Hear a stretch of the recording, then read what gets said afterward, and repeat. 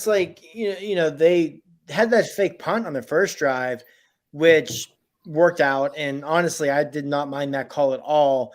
I thought Michigan was onto something because they came out line up the punt. Harbaugh caught a timeout immediately, and then Penn State came out. And I half expected at that point Penn State just to put the offense out there on the field, but they stuck with it. And to James Franklin and special teams coordinator Joe Lorig and the staff's credit, they stuck with their plan and it worked. Jordan Stout floated a nice pass to Curtis Jacobs for an 18-yard gain and a first down. And, you have that work, maybe a little too overconfident on some of that stuff, and that contributes to your decision making. But I think the biggest point you made that I just completely agree with is it's not just that play potentially cost Penn State points. It changed the entire complex of the game. Like you said, if you can get up a little bit further on Michigan and negate that running game a little bit more, which, as you point out too, the defense for the most part kept Michigan's running game in check. Hassan Hoskins had a nice game. He ran for 156 yards, but he had 35 carries. So you carry the ball that many times, you're going to get your yards. Michigan only averaged 3.5 yards a carry, which is a really good job by the Penn State defense. It's one of the best rushing attacks, not just in the Big Ten, but the entire country with Michigan. So if you could have gotten those points or backed them up, they punt it short, and then you turn that into points, whatever it might have been, that just really seemed to change the complexion of the game early on where Penn State had full control.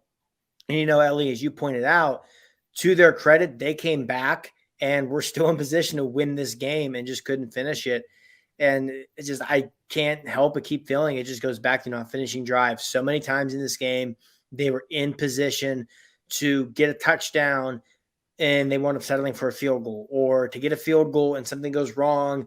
There was the missed field goal. There was a couple sacks that forced them to punt. Just they left points on the field. And when you're playing a team who's ranked number 6 in the country and it's a 4-point final score, those 6 to 10 points they left on the field proved to be costly. And I think more than anything, that's what burnt Penn State today, was just leaving those points on the field. And I think what's so frustrating for Penn State fans is going back to halftime of the Iowa game. This is what we've seen. We've seen the offense struggling.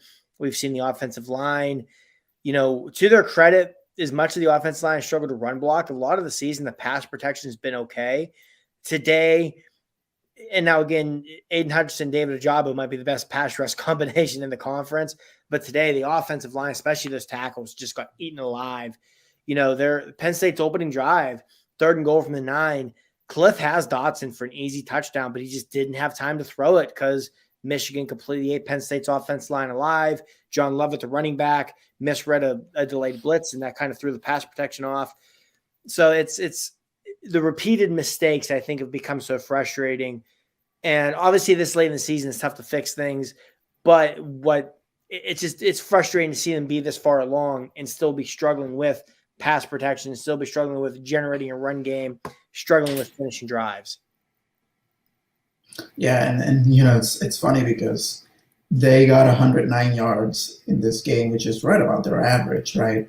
But still is the most they've gotten, I think, in a Big Ten game, period. And it's funny that it came against Michigan because they're very good at stopping the run. But even then, right, like we're talking about, there were so many drives that were 3rd and 3, 3rd and 4, 3rd and 2. And if you had even slightly better of a running game, those are first downs instead of punts, right? Or those are first downs instead of 4th down tries.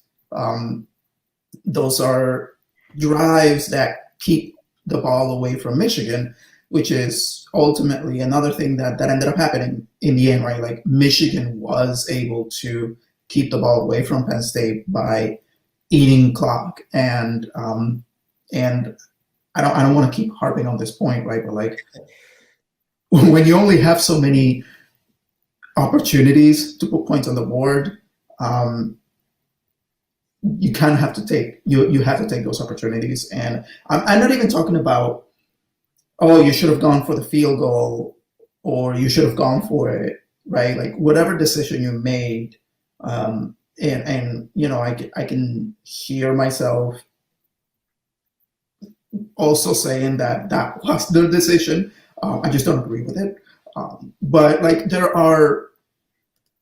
there have been so many formations that they've shown over the course of the season with other players that would have been much better than the one they chose. And look, right, you can't.